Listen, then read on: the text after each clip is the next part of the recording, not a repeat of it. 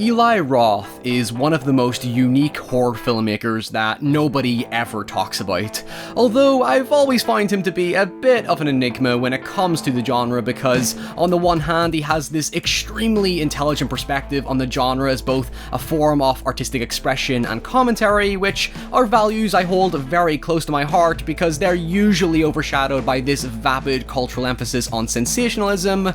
But, on the other hand, I've never entirely found his filmmaking efforts to live up to anything as masterful as his caliber of inspirations ranging from Wes Craven to Tobe Hooper to Quentin Tarantino.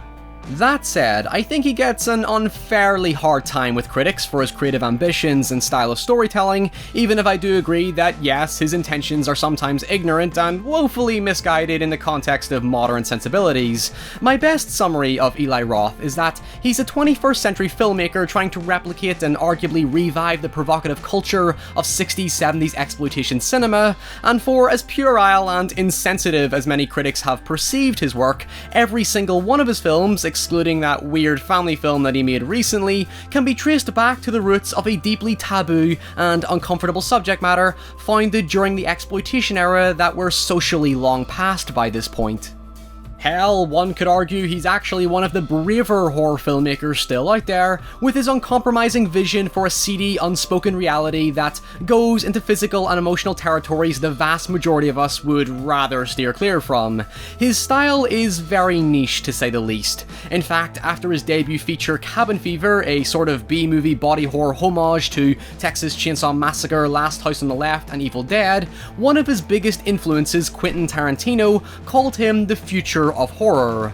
So much so that Tarantino very enthusiastically lent his name to Roth's next film, which also became his most controversial. This was Hostel.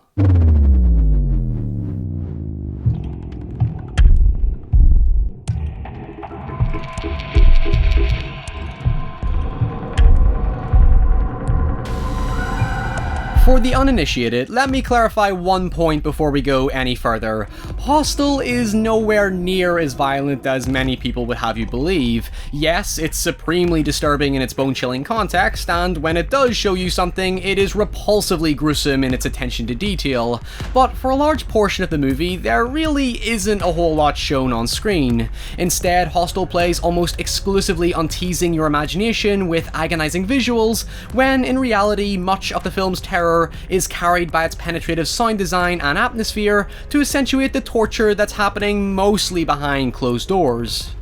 You learn everything you need to know in its subtle, morbid opening credits that set up the tone for the film perfectly, with someone cheerfully whistling while washing the blood and gore in an isolated room, perpetuating this impending dread and hopelessness through a twistedly sinister contrast between an unseen, unpleasant suffering and the killer's casual delight, with the title Hostel simply reflecting in a puddle, foreshadowing the film's heavy emphasis on deception. It's actually comparative to Rhys Orlini's score during the peaceful scenic shots in the opening of Cannibal Holocaust, which, side note of no surprise, Roth would more or less reimagine in his own Mondo homage, The Green Inferno, almost a decade later. In Cannibal Holocaust, it's supposed to reflect the motive behind the madness, in that the media present this murder documentary crew like martyrs to a tribe's savagery, yet when context is applied, the crew are discovered to be just as barbaric that triggered the conflict in the first place. It comes back to this idea that things are usually just too good to be true, like the sexual fantasy the protagonists of Hostel find themselves in. Although, before we dive into the rest of the film, let's address the major misconception behind it. While Roth's style comes close to Texas Chainsaw meets Last House on the Left with a cheeky bit of Reservoir Dogs on the side, the former two films of which he was actually offered to remake following Cabin Fever's success at the box office, there were many hypocritical media outlets and detesters who compared Hostel as being Roth's attempt to capitalize on Saw's explosive success at the box office from the year before, a film that had been both fiercely beloved and torn apart by critics and audiences for supposedly helping to instigate and popularize the notorious torture porn subgenre that surfaced partly as a result to this spike in new French extremity cinema, despite creators James Wan and Lee Winnell openly disputing that they never intended to do so. In fact, very much like Hostel, Saw is not even all that violent either, considering most of the movie is set in the aftermath of each death, or distorted by the hyperactive editing style and dark saturated colours and lighting. But since the media got so caught up in the sensationalism of its graphic concept of traps, torture and body horror, naturally they misunderstood and misrepresented its intriguing mystery thriller. Oh, and let's not forget that the studio-controlled sequel sure as hell did not help at all, as they basically played into the shallowness of the controversy, embraced their sadistic label, and sidelined Wan and Wenel's artistic vision. Anyway, before I get sucked down that cultural rabbit hole, avoiding an indirect comparison, Hostel presented audiences with a genuinely horrifying premise that did have spiritual similarities to Saw, in that what if it was very much possible that a secret underground torture society could, and hell, might even exist. Granted, while there is a certain suspension of disbelief to Saw with its pseudo-philosophical villain and arbitrary trap setups, Hostel completely bypasses even having a main villain. There is no face given to this organization. It's only in the final act of the story do we learn anything about what's happening, and even then it relies on you paying attention to clues and details in the background. It doesn't hold your hand, there is no exposition or character out there explaining or summarizing what's going on. There's a sort of day-in-the-life nature to putting us in the perspective of admittedly very shitty characters who have no significance to anything happening in the world. It essentially establishes them as just another careless group of victims, completely oblivious to their ignorance and disrespect for other countries and cultures. Cynically speaking, they're just these typical douchebag backpackers who exude this arrogance everywhere they go. Roth writes his American characters from a mildly stereotypical perspective. Put it this way, you know the way other countries scorn Americans for their abrasive behaviour? Well, there's kind of a bit of vicious truth to it, and that can be said about how the American characters perceive the places they visit as having their own negative traits as well. In fact, Roth even had to defend his intentions when Slovakia and Czech Republic, the former being where the film is set and the latter being where it was shot, thought his portrayal of their countries as violent, crime-infested and underdeveloped to be in poor taste, with Slovakia even inviting him on an all-expenses-paid trip to visit their country to protect their image, even though these kinds of hostile places exist in every country, so there's nothing new there. Roth states that his choice to set the film in Europe was down to a real, genuine disconnect in America towards the outside world.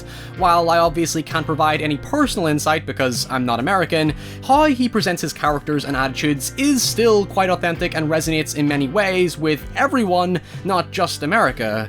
The film doesn't hold back from showing this uncaring, inconsequential attitude towards the characters' disruptive, xenophobic, sexist, and far too frequently homophobic behaviour, which does go a little too far at times.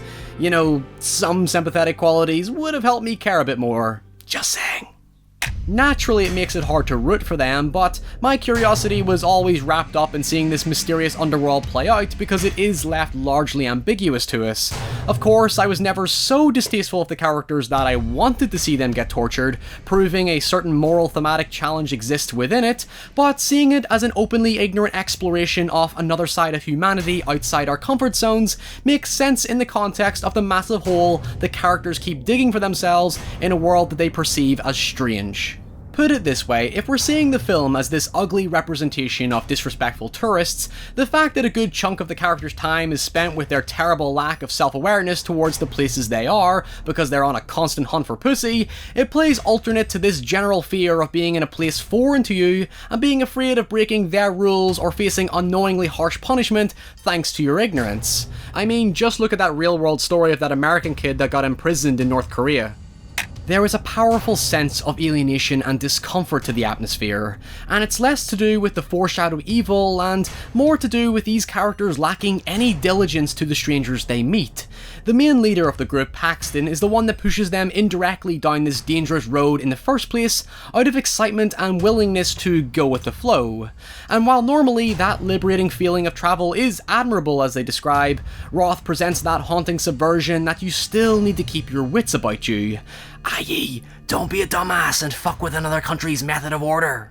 Unlike Paxton, the other American Josh does bring a certain remorsefulness and borderline self-awareness to his behaviour, constantly feeling insecure about his experience that I'm sure many people can empathise with. While their Icelandic friend Ollie is revealed to just be some random guy they met on their travels who has a kid back home, thus perpetuating that feeling that these two Americans have absolutely no idea who they're with or even where they are. That's why I feel the torture rooms give off this hellish vibe. It's like they're wandering in an existential purgatory awaiting their turn for punishment for their sins or something like that. Even Josh tries to apologize to the guy that would end up killing him eventually, showing it's symbolically too late to turn back, making their travel all the more haunting. I never got past this sense of symbolism, especially when the film ends with no resolution to the conflict, only this nihilistic void of defeat and despair. There's no explanation, purpose, or reason given to why Paxton becomes the sole survivor, because in any other story he would usually be the first one to go. I like to think of the ending as this twisted fate that he now has to live with the psychological torture of his ignorance that got his friends killed. You could say it's a moral lesson, or you could say it's a punishment where he's left in a continuous limbo of his guilty actions, which is actually carried into the opening of the sequel. Okay, so I suppose I should probably explain what is actually going on in the film.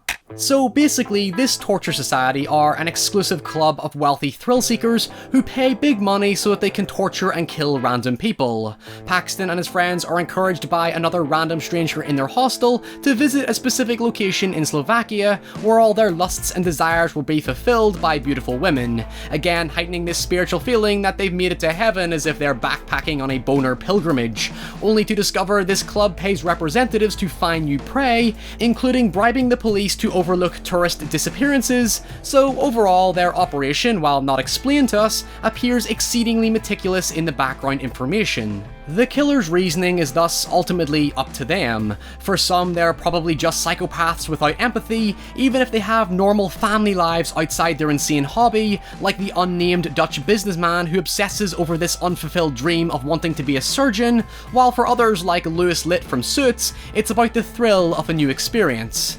Again, it reflects this unfulfillment similar to Paxton and his friends. Both parties have travelled the world and seen everything it has to offer, that they now figuratively and literally lust for that liberating adrenaline rush that's now missing. Motive is essentially broad because, like I said earlier, there's no face to this organisation, no grand secret leader, just a club, thus making the horror feel all the more palpable. Now, the sequel goes down the obvious inevitable route of not just replicating the same plot by flipping male protagonists for females, but overemphasizing the torture scenes to the point of making it seem more cult-like than club-like, and adding a villainous face to the organisation, thus diminishing the believability slightly. And it also gives perspective to two club members.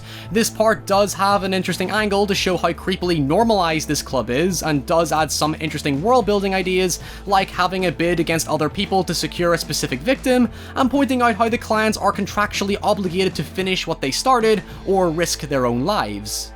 That said, none of this information is technically relevant when it's all implied in the first film anyway, or at least is something you could just ponder your imagination over, much like how the horror is set up in the first film, but hey, at least it's nowhere near as awful as the third direct-to-video film that, like the Saw series, dismisses the story and Roth's creative vision to focus on the flashy, tasteless violence, yet without the schlocky fun of the Saw series. I will end by saying this second film has a pretty brilliant conclusion where the main character Beth is established to have a massive inheritance from her mother, which at first just seems like a random character point, but to escape this ordeal, she offers to buy her freedom in exchange that she becomes a member as well, allowing her to seek revenge on the person that persuaded them to go to Slovakia in the first place. Oh, and also, the fittingly morbid conclusion to Paxton's storyline where the society track him down again is a nice piece of world building that makes you nervously question the reach and power of this organisation. In conclusion, I hope this gives those unfamiliar with Hostel an understanding of its status in horror cinema. I remember it being a significant talking point in the debates surrounding violence and censorship in cinema, even if it's pretty tame in comparison to the films that inspired it. Yet, its harrowing sense of realism shouldn't be undermined by its mean-spirited violence because, after all, there are many fucked up secret societies out there. Ironically, Hollywood. In short, Hostel captured a sinister side of humanity through what is effectively a niche horror movie that somehow made its way into the mainstream. It somewhat introduced common audiences to the more aggressive aspect of the genre that's long existed, but is one that hides in the shadow of horror films designed not to upset the masses, but simply poke them in the ribs as a method of provocation, rather than challenging them emotionally and, like the characters of Hostel, pulling them out of their comfort zones to embrace the genuine horrors of reality that, in some way, help us make sense of this crazy world. Hello to the brave few who made it to the end of this video. Thank you so much for watching. As you can tell, YouTube hates it when I cover anything that's got sensitive, violent, or taboo subject matter, so I wouldn't be surprised if this video gets immediately demonetized, but you can't tell with the way YouTube is these days. So if you want to support the show, help me to grow it, please do consider heading over to Patreon, where for just a few dollars a month you can get early access, you can get your name in the credits, you can vote on what the next video could be, very much like this one. I would love to cover more videos like this, so if you have any recommendations, leave them in the comments below. You can even get access to our exclusive Discord chat, where you can tell me what you've been watching, playing, reading, share your thoughts on all obscure and iconic forms of media, even share your own work with me, because that's awesome as well. And until next time, head over to Instagram and Twitter. I'm on those platforms as well. Stay safe. Very safe. Careful where you go these days. And I'll see you all very soon. Bye.